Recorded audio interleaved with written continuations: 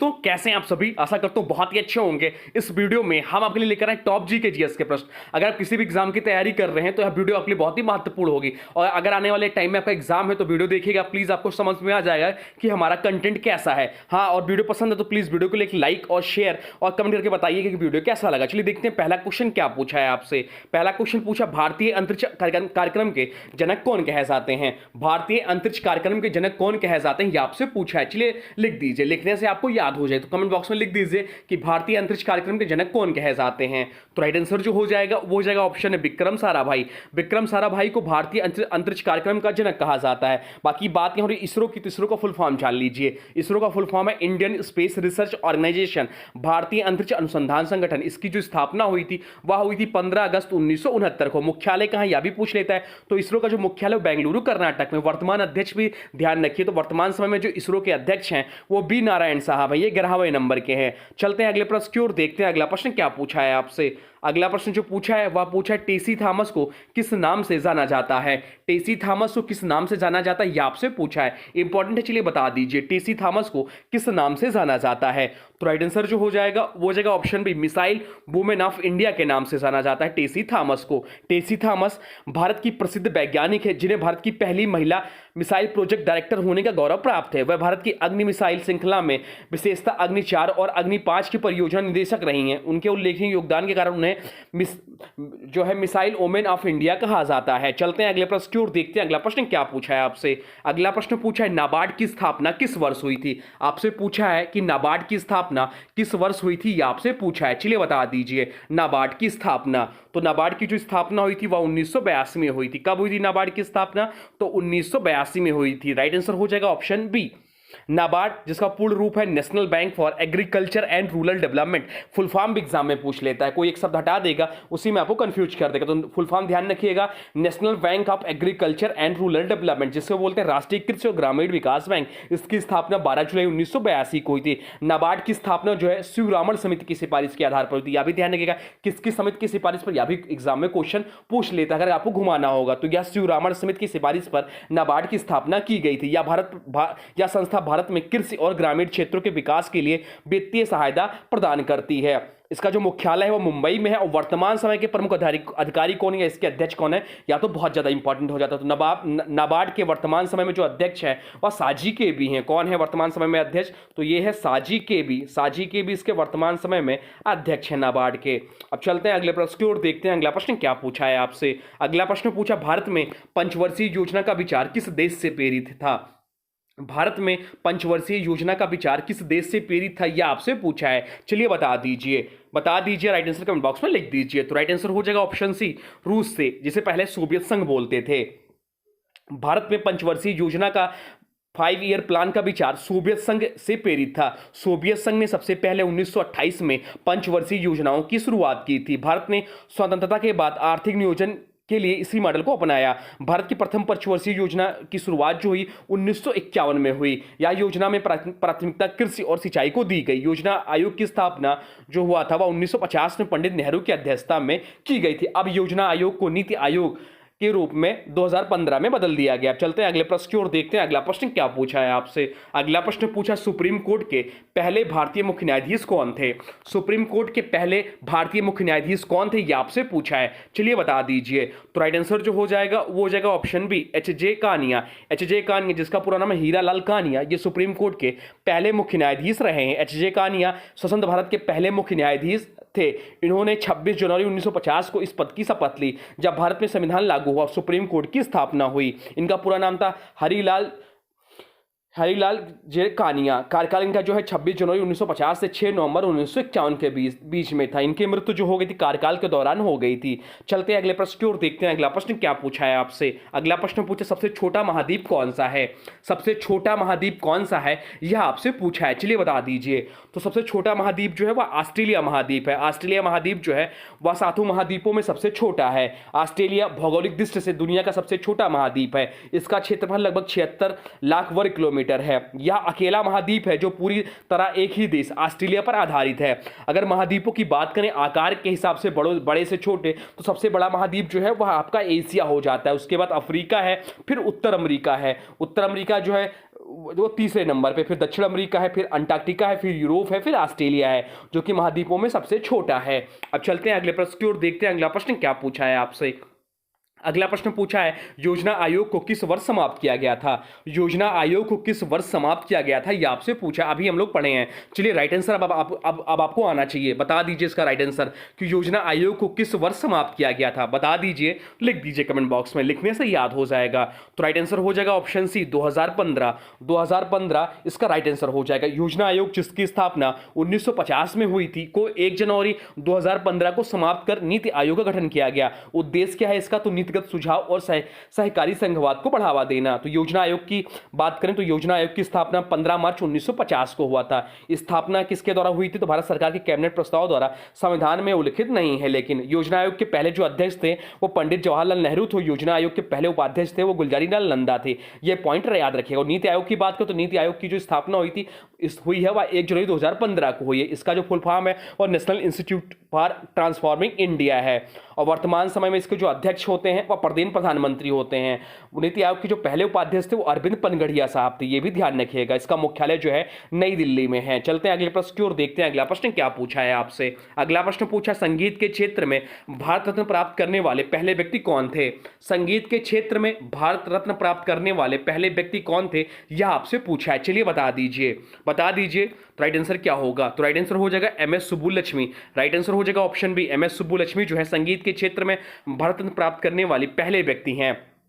MS Subbulakshmi Karnataka संगीत की महान गायिका हैं। 1998 में भारत रत्न पाने वाली पहली संगीतज्ञ बनी। वह अंतर्राष्ट्रीय स्तर पर भी ख्याति प्राप्त थी। भारत रत्न इन्हें मिला। भारत रत्न की बात करें तो भारत रत्न की शुरुआत जो हुई या स्थापना जो हुआ वह 1954 में हुआ। भारत रत्न किस प्रकार का पुरस्कार है? भारत का सर्वोच्च नागरिक पुरस्कार है। भारत रत्न पुरस्कार देने की घोषणा कौन करता है? तो भारत के राष्ट्रपति करते हैं। भारत रत्न की संख्या प्रतिवर्ष सीमित है। हाँ, प्रतिवर्ष इसकी संख्या सीमित है। अधिकतम 3 व्यक्तियों को प्रतिवर्ष दिया जा सकता है। भारत रत्न पाने वाले पहले व्यक्ति कौन थे? तो भारत रत्न पुरस्कार पाने वाले जो पहले व्यक्ति थे वो डॉक्टर सर्वपल्ली राधाकृष्णन, चक्रवर्ती राजगोपालाचारी और CB रमन। इन्हें तीनों लोगों को सबसे पहले 1954 में भारत रत्न मिला है। अब चलते हैं अगले प्रश्न की ओर, देखते हैं अगला प्रश्न क्या पूछा है आपसे। अगला प्रश्न जो पूछा है वह पूछा है, भारतीय संविधान के अनुसार राज्यपाल की नियुक्ति कौन करता है? भारतीय संविधान के अनुसार राज्यपाल की नियुक्ति कौन करता है, यह आपसे पूछा है। चलिए बता दीजिए राज्यपाल की नियुक्ति कौन करता है? तो राइट आंसर जो हो जाएगा वो जाएगा ऑप्शन बी, राष्ट्रपति करते हैं। इस प्रश्न का राइट आंसर हो जाएगा ऑप्शन बी, राष्ट्रपति करते हैं। भारतीय संविधान के अनुसार राज्यपाल की नियुक्ति अनुच्छेद 155 के अनुसार राज्यपाल की नियुक्ति भारत के राष्ट्रपति द्वारा की जाती है। राज्यपाल का कार्यकाल जो होता है 5 वर्षों का होता है, परंतु यह राष्ट्रपति की इच्छा पर भी निर्भर करता है। राज्यपाल की नियुक्ति करता है भारत के राष्ट्रपति। राज्यपाल का कार्यकाल क्या होता है? तो 5 वर्ष, लेकिन राष्ट्रपति की इच्छा तक पद पर रह सकते हैं। राज्यपाल बनने के लिए न्यूनतम आयु कितनी होनी चाहिए? तो 35 वर्ष होना चाहिए। चलते हैं अगले प्रश्न की ओर, देखते हैं अगला प्रश्न क्या पूछा है आपसे। अगला प्रश्न पूछा है, भारत में पहली बार सिविल सेवा परीक्षा कब आयोजित हुई? भारत में पहली बार सिविल सेवा परीक्षा कब आयोजित हुई, यह आपसे पूछा है। चलिए बता दीजिए। तो भारत में पहली बार सिविल सेवा परीक्षा जो आयोजित हुई वह 1853 में हुई। राइट आंसर हो जाएगा ऑप्शन ए, 1853 में।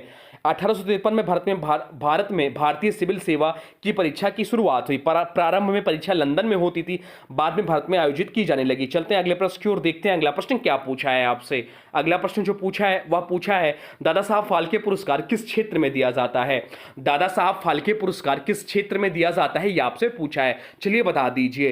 तो राइट आंसर जो हो जाएगा वो जाएगा ऑप्शन सी, सिनेमा के क्षेत्र में दिया जाता है दादा साहब फाल्के पुरस्कार। दादा साहब फाल्के पुरस्कार भारतीय सिनेमा के सर्वोच्च सम्मान में से एक है। इसकी शुरुआत जो हुई थी दादा साहब फाल्के पुरस्कार के 1969 में। सबसे पहले किसे मिला? तो देविका रानी जी को मिला था। यह पुरस्कार जीवन भर की उपलब्धियों के लिए दिया जाता है। चलते हैं अगले प्रश्न की ओर, देखते हैं अगला प्रश्न क्या पूछा है आपसे। अगला प्रश्न पूछा, विश्व पृथ्वी दिवस हर वर्ष कब मनाया जाता है? विश्व पृथ्वी दिवस हर वर्ष कब मनाया जाता है, यह आपसे पूछा है। चलिए बता दीजिए राइट आंसर क्या होगा। तो राइट आंसर जो हो जाएगा इस प्रश्न का कमेंट बॉक्स में लिख दीजिए।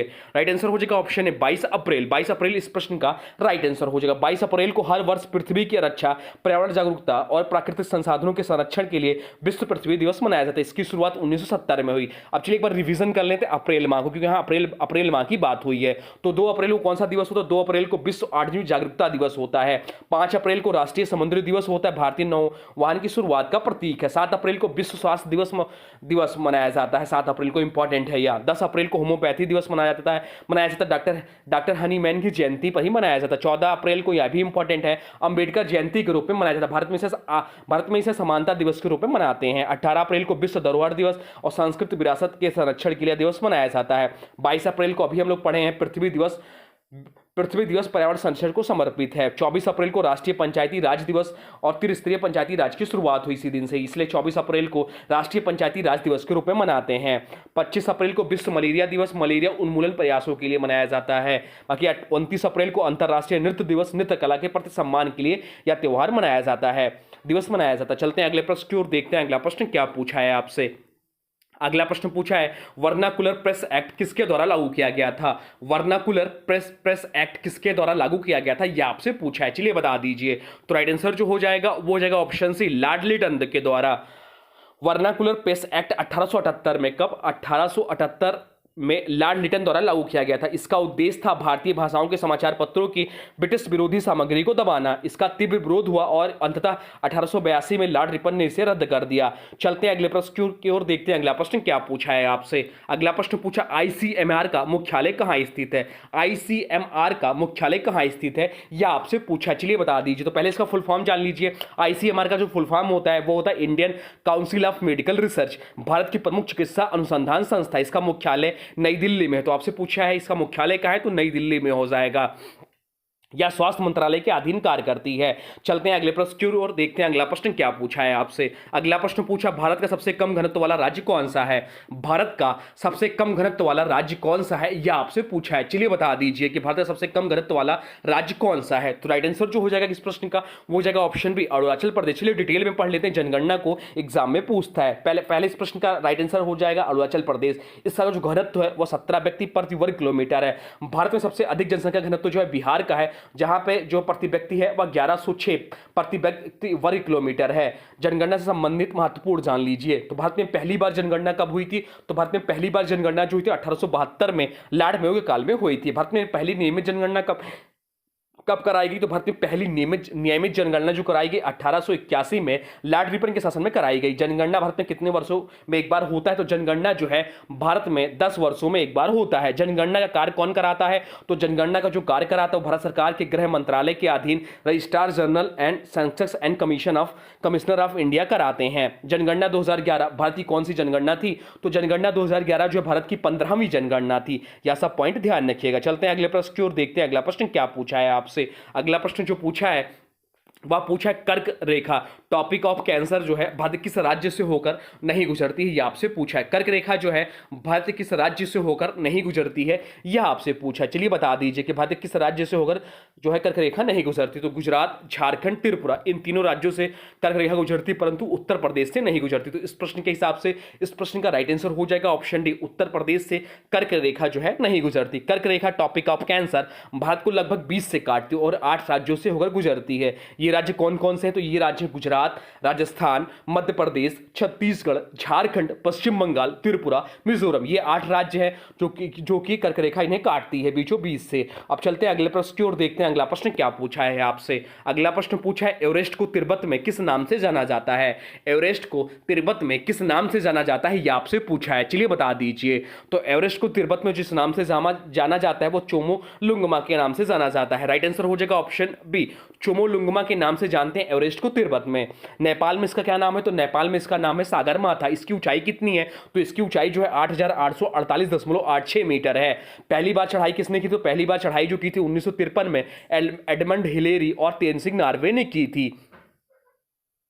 एवरेस्ट पर सबसे पहले चढ़ने वाले व्यक्ति, अभी हम लोग बात किए हैं एवरेस्ट पर चढ़ने वाली पहली भारतीय महिला कौन थी, यह इंपॉर्टेंट है। तो एवरेस्ट पर चढ़ने वाली पहली भारतीय महिला जो थी वो थी बछेंद्री पाल, जो कि 1984 में इन्होंने चढ़ा था। एवरेस्ट का नाम एवरेस्ट किसके सम्मान में रखा गया था, तो एवरेस्ट का नाम जो एवरेस्ट है वो सर जॉर्ज एवरेस्ट जो ब्रिटिश सर्वेयर जनरल थे इनके नाम पर रखा गया था। अब चलते हैं अगले प्रश्न की ओर, देखते हैं अगला प्रश्न क्या पूछा है आपसे। अगला प्रश्न जो पूछा है वह पूछा है जालियांवाला बाग हत्याकांड किस गवर्नर जनरल के शासनकाल में हुआ था। जालियांवाला बाग हत्याकांड जो है किस गवर्नर जनरल के शासनकाल में हुआ था, यह आपसे पूछा है, चलिए बता दीजिए। तो राइट आंसर जो हो जाएगा वो हो जाएगा ऑप्शन सी लॉर्ड चेम्सफोर्ड के समय में जालियांवाला बाग हत्याकांड हुआ था। इसकी जो तारीख थी वह 13 अप्रैल 1919 को थी। स्थान कौन सा था? तो अमृतसर पंजाब में जालियांवाला बाग हत्याकांड हुआ था। नायक कौन थे? जनरल डायर ने निहत्थी भीड़ पर गोली चलवाई थी। रॉलेट एक्ट के विरोध में सभा हो रही थी यहाँ पर। इसके जांच के लिए एक कमेटी गठित की गई थी। या भी एग्जाम में पूछे तो कौन सी कमेटी गठित की गई थी जालियांवाला बाग हत्याकांड की जांच के लिए? तो हंटर कमेटी का गठन किया गया था। अब चलते हैं अगले प्रश्न की ओर, देखते हैं अगला प्रश्न क्या पूछा है आपसे। अगला प्रश्न पूछा किस विटामिन की कमी से रतौंधी होती है?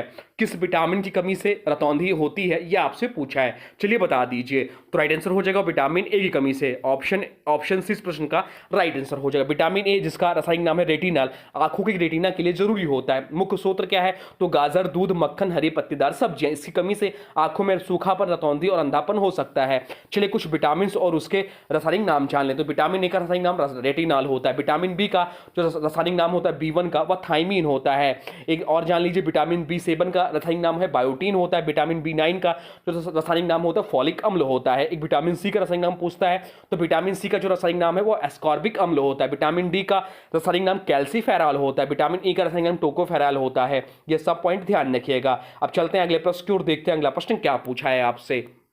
अगला प्रश्न पूछा है संविधान के किस अनुच्छेद में राष्ट्रपति द्वारा वित्तीय आपातकाल लगाने का प्रावधान है? संविधान के किस अनुच्छेद में राष्ट्रपति द्वारा वित्तीय आपातकाल लगाने का प्रावधान है यह आपसे पूछा है। चलिए बता दीजिए। तो राइट आंसर जो हो जाएगा वो हो जाएगा ऑप्शन सी अनुच्छेद 360 इस प्रश्न का राइट आंसर हो जाएगा। अनुच्छेद 360 के तहत आर्थिक स्थिरता के संकट में वित्तीय आपातकाल लगाया जा सकता है। अब तक भारत में कभी लागू नहीं हुआ, यह भी ध्यान रखिएगा। चलते हैं अगले प्रश्न की ओर, देखते हैं अगला प्रश्न क्या पूछा है आपसे। अगला प्रश्न पूछा है हड़प्पा सभ्यता में निम्न में से कौन सा स्थल घोड़े की हड्डी से जुड़ा पाया गया? हड़प्पा सभ्यता में निम्न में से कौन सा स्थल घोड़े की हड्डी से जुड़ा पाया गया? चलिए बता दीजिए, इंपॉर्टेंट प्रश्न है या बता दीजिए इसका राइट आंसर क्या होगा। तो राइट आंसर हो जाएगा ऑप्शन डी सुरकोटडा जो है वह घोड़े की हड्डी से जुड़ा पाया गया है। सुरकोटडा जो कि गुजरात में है। गुजरात एकमात्र स्थल है जहां घोड़े की हड्डी के प्रमाण मिले हैं। इसका या जो है त्रामयुगीन महत्व भी है इसका। चलते हैं अगले प्रश्न की ओर, देखते हैं अगला प्रश्न क्या पूछा है आपसे। अगला प्रश्न पूछा है बुलंदी दरवाजा किसने बनवाया था और क्यों? बुलंदी दरवाजा जो है बुलंद दरवाजा किसने बनवाया था और क्यों, यह आपसे पूछा है। चलिए बता दीजिए इसका राइट आंसर क्या हो जाएगा। तो राइट आंसर हो जाएगा ऑप्शन ए अकबर ने गुजरात विजय के बाद बुलंद दरवाजा बनवाया था। अकबर ने 1602 में गुजरात पर विजय के स्मारक गुजरात के विजय के रूप में स्मारक स्वरूप फतेहपुर सीकरी में बुलंद दरवाजा बनवाया था। यह भारत का सबसे ऊंचा द्वार है। कितना है यह भी इंपॉर्टेंट है। तो बुलंद दरवाजे की जो ऊंचाई है वह 54 मीटर है, यह ध्यान रखिएगा, एग्जाम में पूछ सकता है आपसे। चलते हैं अगले प्रश्न की ओर, देखते हैं अगला प्रश्न क्या पूछा है आपसे। अगला प्रश्न पूछा भारत का सबसे ऊंचा जलप्रपात कौन सा है? चलिए इसका राइट आंसर बता दीजिए कि देखते हैं आपकी तैयारी कैसी चल रही है। राइट आंसर बता दीजिए कि भारत का सबसे ऊंचा जलप्रपात कौन सा है। तो भारत का सबसे ऊंचा जलप्रपात है जो जोग जलप्रपात है। राइट आंसर जोग जलप्रपात होगा नहीं, यह क्वेश्चन आपका गलत हो जाएगा अगर आप लोग जोग जलप्रपात टिक करके आएंगे। राइट आंसर जो हो जाएगा इस प्रश्न का वो हो जाएगा ऑप्शन बी कुंचिकल जलप्रपात है। भारत का सबसे ऊंचा जलप्रपात जो है वह कुंचिकल जलप्रपात है। कुंचिकल जलप्रपात कर्नाटक राज्य के शिमोगा जिले में स्थित। इसकी कुल ऊंचाई जो है 455 मीटर। जोग जलप्रपात की बात करें तो इसकी कुल ऊंचाई 253 मीटर ही है। चलते हैं अगले प्रश्न की ओर, देखते हैं अगला प्रश्न क्या पूछा है आपसे। अगला प्रश्न जो पूछा है वह पूछा है भारतीय संविधान में संघ सूची, राज्य सूची और समवर्ती सूची की अवधारणा किस देश से ली गई है? भारतीय संविधान में संघ सूची, राज्य सूची और समवर्ती सूची की अवधारणा किस देश से ली गई है यह आपसे पूछा है। चलिए बता दीजिए इसका राइट आंसर क्या होगा। इंपॉर्टेंट प्रश्न है यह। तो राइट आंसर हो जाएगा ऑप्शन डी ऑस्ट्रेलिया से। भारतीय संविधान में विषयों को 3 सूचियों में विभाजन किया गया है। संघ सूची में, राष्ट्र सूची में और समवर्ती सूची में। यह संघीय ढांचे का एक महत्वपूर्ण भाग है। यह व्यवस्था ऑस्ट्रेलिया संविधान से ली गई है जहां विषयों को विभाजित करने की यही प्रणाली अपनाई गई है। अब चलते हैं अगले प्रश्न की ओर, देखते हैं अगला प्रश्न क्या पूछा है आपसे। अगला प्रश्न पूछा भारतीय मानक समय इंडियन स्टैंडर्ड टाइम्स जो है किस अक्षांश रेखाओं को आधार मानकर निर्धारित किया गया है? चलिए बता दीजिए। तो राइट आंसर जो हो जाएगा वो जगह ऑप्शन है 82.5 डिग्री पूर्वी देशांतर को मानकर निर्धारित किया गया है। भारत का मानक समय इंडियन स्टैंडर्ड टाइम जो है 82.5 पूर्वी देशांतर को आधार रेखा मानकर निर्धारित किया गया। यह रेखांश मिर्जापुर उत्तर प्रदेश के निकट से होकर गुजरता है। यह रेखा ग्रीनविच मीन टाइम GMT से 5.5 घंटे आगे है। भारत पूरे देश के लिए एक ही टाइम जोन का प्रयोग करता है। भारत में डे लाइट सेविंग टाइम लागू नहीं होता। भारत की लॉन्गिट्यूड देशांतर चौड़ाई लगभग 68 डिग्री ईस्ट से 97 डिग्री ईस्ट तक है। चलते हैं अगले प्रश्न की ओर, देखते हैं अगला प्रश्न क्या पूछा है आपसे। अगला प्रश्न पूछा है, भारत में श्वेत क्रांति के जनक कौन थे? भारत में श्वेत क्रांति के जनक कौन थे, यह आपसे पूछा है। चलिए बता दीजिए। तो भारत में श्वेत क्रांति के जो जनक थे वो वर्गीज कुरियन साहब थे। राइट आंसर हो जाएगा ऑप्शन बी, वर्गीज कुरियन भारत में श्वेत क्रांति के जनक थे। श्वेत क्रांति भारत में दुग्ध उत्पादन में आत्मनिर्भरता लाने के लिए ऐतिहासिक योजना थी। इसका जनक डॉक्टर वर्गीज कुरियन को कहा जाता है, जिन्हें मिल्कमैन ऑफ इंडिया की उपाधि भी मिली है। इन्होंने अमूल ब्रांड की स्थापना में महत्वपूर्ण भूमिका निभाई और राष्ट्रीय डेयरी विकास बोर्ड एनडीडीबी की भी स्थापना की इन्होंने। चलते हैं अगले प्रश्न की ओर, देखते हैं अगला प्रश्न क्या पूछा है आपसे। अगला प्रश्न जो पूछा है वह पूछा है, प्रसिद्ध कृष्णदेव राय किस वन से संबंधित थे? प्रसिद्ध कृष्णदेव राय जो है वह किस वन से संबंधित थे, यह आपसे पूछा है। चलिए बता दीजिए। तो प्रसिद्ध कृष्णदेव राय जो है वह विजयनगर वंश से संबंधित है। राइट आंसर हो जाएगा ऑप्शन सी, विजयनगर वंश से संबंधित है कृष्णदेव राय। कृष्णदेव राय विजयनगर साम्राज्य के तुलुप वंश के सबसे प्रसिद्ध और शक्तिशाली शासक थे। इनका शासनकाल जो था 1509 से 1529 तक रहा। वह धर्म, साहित्य, कला और सैन्य विजय के लिए प्रसिद्ध थे। वह उन्हें अद्रभोज, कविराज मार्ग का संरक्षक और तेलुगु साहित्य का स्वर्णकाल कहा जाता है। चलते हैं अगले प्रश्न की ओर, देखते हैं अगला प्रश्न क्या पूछा है आपसे। अगला प्रश्न पूछा है, 1857 की क्रांति के समय भारत का गवर्नर जनरल कौन था? 1857 की क्रांति के समय भारत का गवर्नर जनरल कौन था, यह आपसे पूछा है। इससे पहले जो थे वो लॉर्ड डलहौजी थे, उसके बाद कौन से बने, ये आपसे पूछा है। तो राइट आंसर हो जाएगा ऑप्शन ए, लॉर्ड कैनिंग बने। 1857 की क्रांति के समय जो गवर्नर जनरल थे वो लॉर्ड कैनिंग थे। लॉर्ड कैनिंग 1856 से 1862 तक भारतीय गवर्नर जनरल थे। 1857 की क्रांति के दौरान वह ही भारतीय विशिष्ट ब्रिटिश अधिकारी थे। क्रांति के बाद 1858 में जब ईस्ट इंडिया कंपनी का शासन समाप्त हुआ तब भारत सीधे ब्रिटिश क्राउन के अधीन आ गया। तब लॉर्ड कैनिंग पहले वायसराय बने। तो यह भी पूछ लेता कि पहले वायसराय कौन बने, तो लॉर्ड कैनिंग ही पहले वायसराय बने। चलते हैं अगले प्रश्न की ओर, देखते हैं अगला प्रश्न क्या पूछा है आपसे। अगला प्रश्न पूछा, किस राज्य में लोकसभा की सबसे ज्यादा सीटें हैं? किस राज्य में लोकसभा की सबसे ज्यादा सीटें हैं, यह आप बता दीजिए। तो राइट आंसर जो हो जाएगा वो जाएगा ऑप्शन बी, उत्तर प्रदेश में। उत्तर प्रदेश में लोकसभा की सबसे ज्यादा सीटें हैं। लोकसभा भारत की निचली सदन है या निम्न सदन भी कहते हैं। यहाँ पे सीटों की संख्या जो है 543 सीटों की संख्या है। 80 सीटें उत्तर प्रदेश को प्राप्त है। किसी भी राज्य को प्राप्त सीटों की सबसे अधिक संख्या है। दूसरे नंबर पर आता है महाराष्ट्र। महाराष्ट्र के पास 48 सीटें हैं लोकसभा की। फिर पश्चिम बंगाल 42 सीटें हैं। फिर बिहार में 40 सीटें हैं लोकसभा की। सबसे ज्यादा किसका है, तो 80 सीटें हैं। किसका, तो उत्तर प्रदेश का। चलते हैं अगले प्रश्न की ओर, देखते हैं अगला प्रश्न क्या पूछा है आपसे। अगला प्रश्न पूछा है, यूनेस्को वर्ल्ड हेरिटेज साइट में शामिल पहला भारतीय स्थल कौन सा था? यूनेस्को वर्ल्ड हेरिटेज साइट में शामिल पहला भारतीय स्थल कौन सा था, यह आपसे पूछा है। चलिए बता दीजिए। तो राइट आंसर जो हो जाएगा वो हो जाएगा ऑप्शन बी, अजंता एलोरा गुफाएं जो है पहला स्थल था जो यूनेस्को वर्ल्ड हेरिटेज साइट में शामिल हुआ। 1983 में अजंता और एलोरा गुफाएं भारत के पहले स्थल बने जिन्हें यूनेस्को वर्ल्ड हेरिटेज साइट में शामिल किया गया। ये गुफाएं महाराष्ट्र में स्थित हैं और बौद्ध, जैन, हिंदू धर्म से जुड़े हुए हैं। तो ये रहे टॉप 30 जीके जीएस के प्रश्न जो आपको बहुत ही अच्छे से एक्सप्लेन किया गया। हर क्वेश्चन से जुड़े इंपॉर्टेंट फैक्ट भी बताया गया है जो आपके एग्जाम में सीधे सीधे पूछे जाते हैं। अब आज की वीडियो से प्रश्न है, इसका राइट आंसर आप लोगों को कमेंट बॉक्स में बताना है।